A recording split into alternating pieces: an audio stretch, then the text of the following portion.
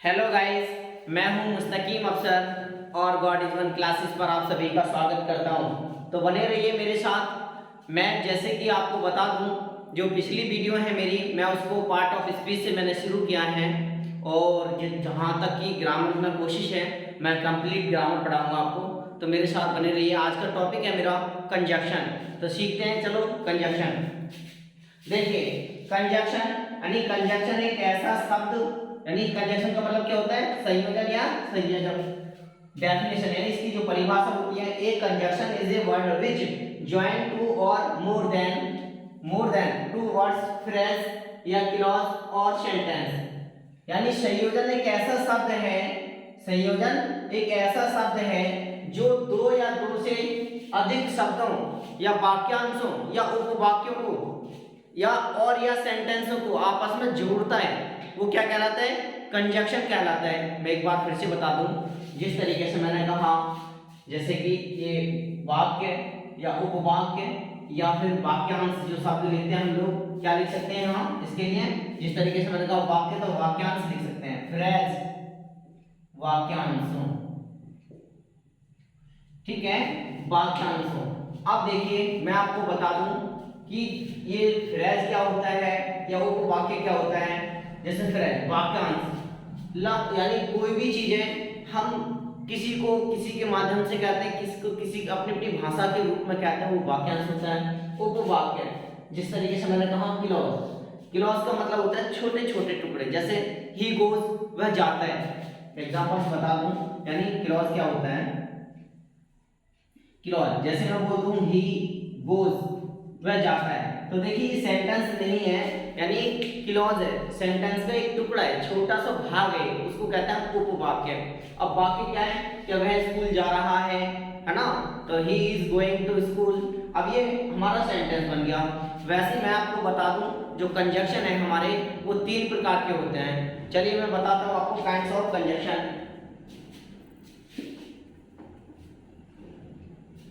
देखिए, kinds of conjunction. अब उसके बाद जिस तरीके से मैंने कहा, सबसे पहले यानी 3 प्रकार के होते हैं। कितने? 3 होते हैं। तो जो सबसे पहले जो होता है हमारा कोऑर्डिनेट, यानी कोऑर्डिनेटिंग कंजक्शन होता है। तो देखिए, कोऑर्डिनेट कंजक्शन होता है। नंबर 2 पे जो हम कहते हैं सबऑर्डिनेट कंजक्शन होता है। क्या होता है? सबऑर्डिनेट कंजक्शन होता है।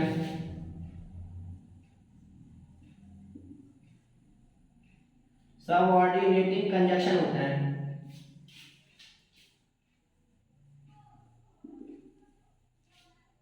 और तीसरे नंबर पर होता है कॉर्लेटिव कंजक्शन।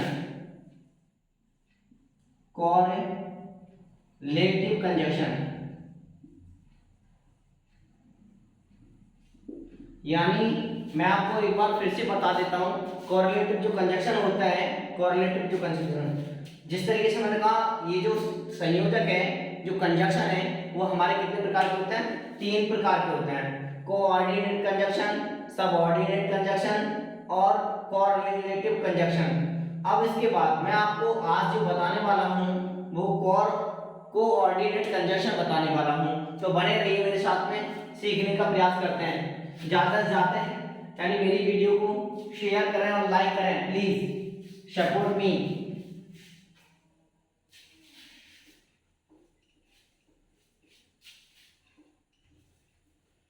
नंबर 1 पे है हमारा कोऑर्डिनेट कंजक्शन, यानी कोऑर्डिनेट कंजक्शन।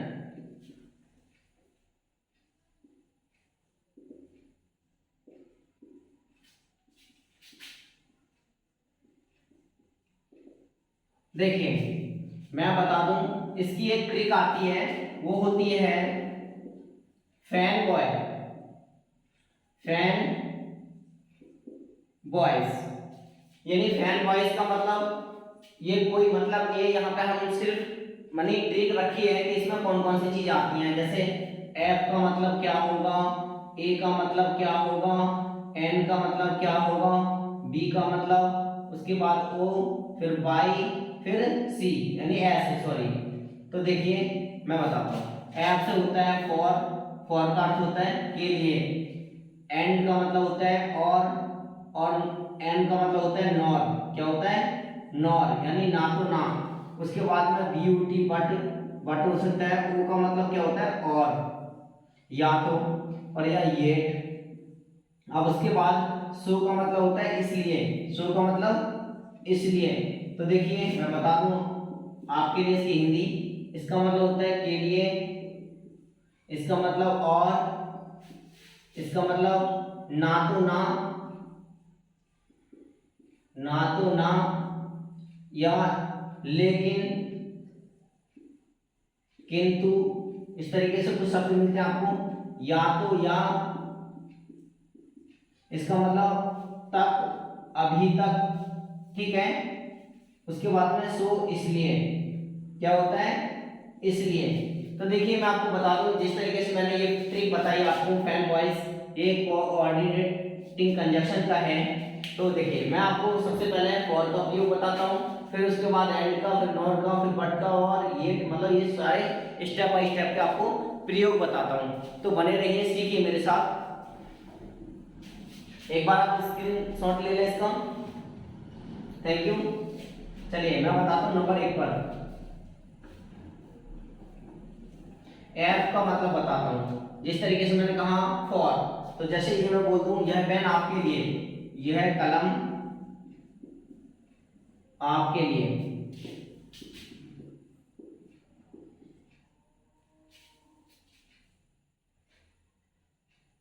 तो देखिए मैं बोल दूं this pen just for you, बोल सकते हैं ना, this is pen just for you. तो आपको फोर का जो प्रयोग कर रहा हूं मैं, यह कलम आपके लिए है, ये सिंपल सेंटेंस है। हम कह सकते हैं this pen is just for you, या अभी आपके लिए क्या देते हैं ना, फॉर यू,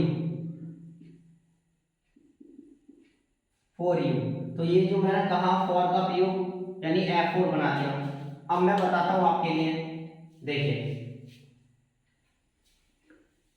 एंड का प्रयोग, एंड यानी एंड, सीखिए।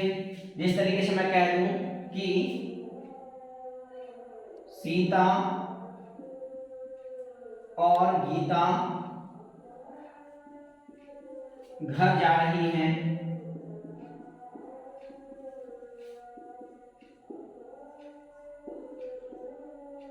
घर जा रही हैं।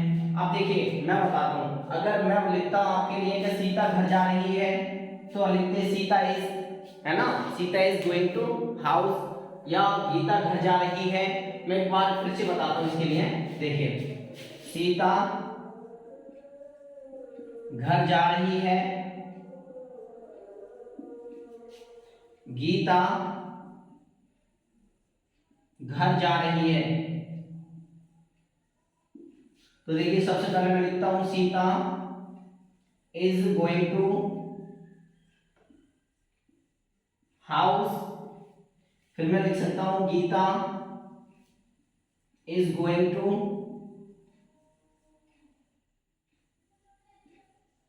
हाउस। देखिए मैं आपको बता दूं, यहाँ जो सीता और गीता कोई मतलब धार्मिक नाम नहीं है, ये किसी लड़कियों के नाम है, ठीक है। मैं उनकी बात नहीं कर रहा, धार्मिक नाम नहीं है, ये किसी के मतलब नाम है लड़कियों के, ठीक है। तो ये जो मैंने कहा Geeta is going to house या Sita is going to house, अब मैं क्या करता हूँ, यहाँ जो ये जो चीज है कन्वर्ट होगा, इसका मतलब होता है और, यानी ब्यूटी बट या एंड, क्या कर सकते हैं हम लोग, चलो एंड मिलाता हूं मैं आपको, एंड। तो देखिए सबसे पहले सीता यानी पहला तीर, उसके बाद पीछे से बना के दिखाते हैं, आपको भी बताया है मैंने पिछली वीडियो में। तो सीता इज, जाना कि गोइंग। अब देखिए यहां जो मैंने कहा, ये जो देखिए सबसे पहले जो तीर है, सबसे पहले हम क्या करेंगे, सब्जेक्ट को फॉलो करेंगे। जिस तरीके से मैंने कहा सीता इज गोइंग, तो हमारा गीता भी तो है, जब गीता है तो इसका मतलब ये गलत है, क्या है, गलत है। तो सबसे पहले हम क्या करते हैं, इसी चीज को फॉलो करते हैं, ठीक है। जैसे सीता एंड गीता, क्या हो जाएगा, सीता एंड गीता।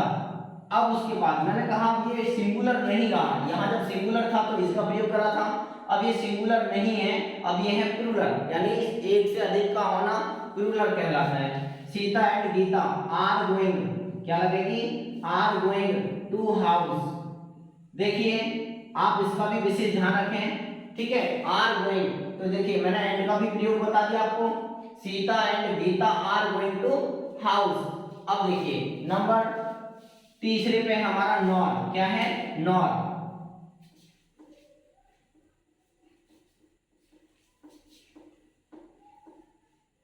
नॉर यानी नेदर कह सकते हैं ना, नेदर नॉर, तो इसका मतलब होता है ना तो ना। देखिए मैं सबसे पहले इसका फॉर्मूला लगाता हूं, आपको आसान तरीके से हो जाएगा, समझ में भी होगा। सबसे पहले हम लिखेंगे नेदर, फिर उसके बाद में सब्जेक्ट, जिस तरीके से मैंने कहा नेदर प्लस सब्जेक्ट, और उसके बाद में हम कह सकते हैं कि मतलब नॉर, क्या लगा सकते हैं, नॉर। फिर उसके बाद हम कह सकते हैं जिस तरीके से नेदर नॉर लगाया था, फिर दूसरी सब्जेक्ट, यानी दोनों को कंजक्शन कर रहा है ना, सब्जेक्ट, उसके बाद helping verb plus verb other word. तो देखिए जिस तरीके से मैंने कहा ये फॉर्मूला कब आएगा समझ में, मैं कह सकता हूं कि ना तो मैं और ना मेरा मित्र खेलेगा, ना तो मैं ना मेरा मित्र खेलेगा, ना तो मैं ना मेरा मित्र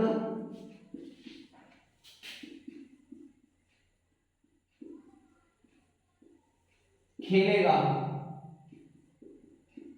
देखिए सबसे पहले मैं कह सकता हूं नेदर, उसके बाद सब्जेक्ट, तो सब्जेक्ट क्या है, मैं, आई, उसके बाद नॉर, उसके बाद दूसरी सब्जेक्ट क्या है, मेरा मित्र, माय फ्रेंड, गाड़ी के वाला है तो इसके लिए हेल्पिंग वर्ब होगी विल, उसके बाद यानी खेलना में क्या होगी, प्ले। तो उम्मीद कर रहा हूं यानी ना तो ना वाले भी समझ में आ रहे होंगे, ठीक है, ना तो मैं ना मेरा मित्र खेलेगा, neither I nor my friend will play, ठीक है। अब उसके बाद मैं बताता हूं बी, बी का मतलब होता है बट।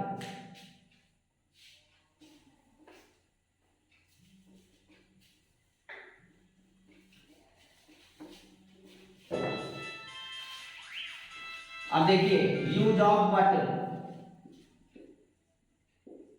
बट का मतलब होता है लेकिन, किंतु,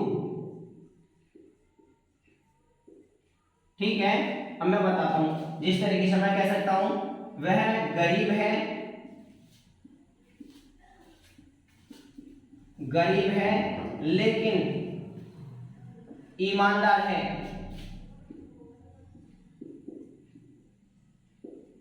देखिए मैं बता दूं, वह गरीब है लेकिन ईमानदार है, तो देखिए यहां हमारी दो बातें, वह गरीब है ईमानदार है, ऐसी बात बनेगी क्या, नहीं बनेगी। जो मैंने लेकिन शब्द लगाया है वो बट का इस्तेमाल करने के लिए लगाया है, इसी को हम क्या कहते हैं, कंजक्शन कहते हैं, जोड़ने का काम लेकिन कर रहा है। तो कह सकते हैं हम लोग ही इज अ पुअर, उसके बाद but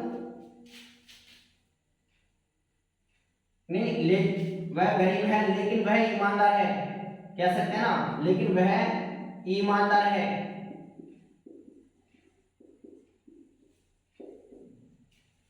he is honest, he is honest. तो देखिए ये जो बट मैंने लगाया यहाँ पे कंजक्शन का काम हो रहा है, ठीक है, कितना भी लंबा बना लिया हमने सेंटेंस, तो इसका मतलब ये जोड़ने का काम करता है। चलिए मैं आपको बताता हूं, और यानी ओ का, ओ का मतलब है और, यानी हम कह सकते हैं एदर और, इसका मतलब होता है या तो या। फॉर्मूला लिख देता हूं आपकी समझ में आ जाएगा। मैं कह सकता हूं subject, sorry either plus subject plus और उसके बाद दूसरी सब्जेक्ट प्लस हेल्पिंग वर्ब, उसके बाद वर्ब की फर्स्ट फॉर्म सेकंड जो भी हो सकती है, मतलब कह नहीं सकते हैं यहाँ पर। उसके बाद में अदर वर्ड।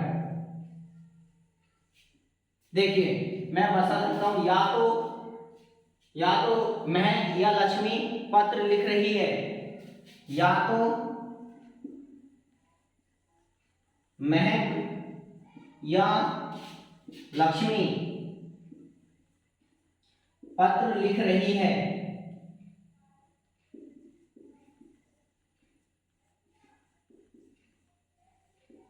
देखिए मैं आपको बता दूं, या तो महक या लक्ष्मी पत्र लिख रही है, तो मतलब यानी यहां हम सोच रहे हैं दोनों लड़कियों में से एक लड़की कोई ना कोई पत्र लिख रही है। तो देखिए सबसे पहले एदर, उसके बाद दूसरी सब्जेक्ट क्या है, महक, यानी एदर महक, उसके बाद और, यानी जो मैंने काटा यहाँ पे फैन बॉय के लिए, और उसके बाद दूसरी जो सब्जेक्ट है हमारी वो है लक्ष्मी। यहाँ KSS से भी लिख सकते हैं और SS से भी लिख सकते हैं, लक्ष्मी। उसके बाद हम कह सकते हैं हेल्पिंग वर्ब क्या है, इज। उसके बाद लिखना वर्ब राइटिंग ए लेटर, यानी कह सकते हैं एदर महक और Lakshmi is writing a letter. अब तुम कहोगे लक्ष्मी सर ऐसे भी तो लिख देते हैं। देखिए मैं आपको बता दूं, जिस तरीके से मैंने कहा नाम जो होता है KSS से लिख सकते हैं या फिर एक्स से लिख सकते हैं। तो एदर महक और Lakshmi is writing a letter. अब हमारा जो अगला पॉइंट है बाई, बाई से होता है येट। क्या होता है, येट। येट का मतलब होता है तक, अभी तक, अभी भी। चलिए मैं आपको बता दूं, यहां जिस तरीके से मैं कह दूं कि वह अभी तक सो रहा है, वह अभी भी या अभी तक सो रहा है, वह अभी तक सो रहा है। तो देखिए सबसे पहले हम कह सकते हैं पहला तीर, उसके बाद हेल्पिंग वर्ब, ठीक है, हेल्पिंग वर्ब के बाद में बना दिया जाता है ही इज येट स्लीपिंग, सो रहा है, स्लीपिंग। यानी जो येट जो मैंने लिखा है वो अभी तक के लिए लिखा है, ठीक है, ही इज येट स्लीपिंग, ठीक है। अब कहोगे सर जी इसका दूसरा साथी स्टिल भी तो होता है, जी होता है, ठीक है। तो मैं यहाँ जो मैंने ट्रिक दी है उसी को कंप्लीट कर रहा हूं मैं, इसलिए येट का प्रयोग बता रहा हूं आपको। चलिए एस का मतलब क्या होता है, एस का मतलब देख लीजिए, एस का मतलब होता है सो का मतलब इसलिए। एग्जांपल समझ लीजिए, यानी मैं एग्जांपल दे सकता हूं कि मैं स्टेशन देरी से पहुंचा इसीलिए रेलगाड़ी चली गई या छूट चुकी थी, ठीक है। मैं बोल दूं मैं स्टेशन देरी से पहुंचा इसलिए रेलगाड़ी छूट गई। मैं स्टेशन देरी से पहुंचा इसलिए रेलगाड़ी छूट गई। तो देखिए सबसे पहले हम कह सकते हैं इसके लिए आई रीड द स्टेशन। अब उसके बाद में सो, यानी आई रीड स्टेशन लेट, जो देरी शब्द है लेट, मैं साफ लिख देता हूं आपको लेट। उसके बाद सो कह सकते हैं ना I missed the train, I missed train, या हम कह सकते हैं इसको लिए missed train, I missed train. तो देखिए मैंने आपको जो कोऑर्डिनेटेड कंजक्शन बताया है उसके बाद आपकी समझ में बहुत अच्छा तरीके से आ रहा होगा। आप मेरा यानी आप YouTube ओपन करेंगे तो उसमें आप डालेंगे गॉड इज वन क्लासेस, वहां मेरी प्लेलिस्ट है पूरी, आपको ग्रामर स्टेप बाय स्टेप के मिल जाएगी। ज़्यादा से ज़्यादा मुझे सपोर्ट करें और मेरे चैनल को सब्सक्राइब कर लें, मेरी वीडियो ज़्यादा से ज़्यादा शेयर करें। प्लीज़ सपोर्ट मी, मुझे आपकी हेल्प की ज़रूरत है। Thank you so for watching this video.